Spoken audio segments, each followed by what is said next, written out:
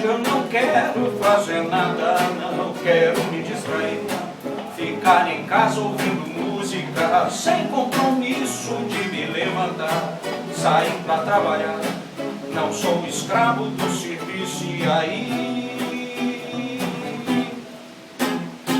muita gente perguntando se está por vir o salário do governo FMI, se o dólar vai cair ou se vai subir. Deixa isso pra outra hora que eu vou sair, dar um tal, uera teta,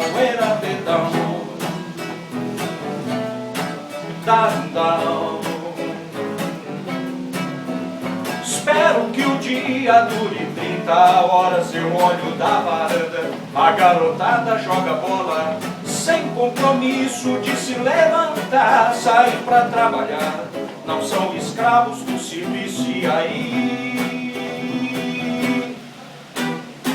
muita gente perguntando se está por vir o salário do governo FMI, se o dólar vai cair ou se vai subir. Deixa isso pra outra hora que eu vou sair, dar um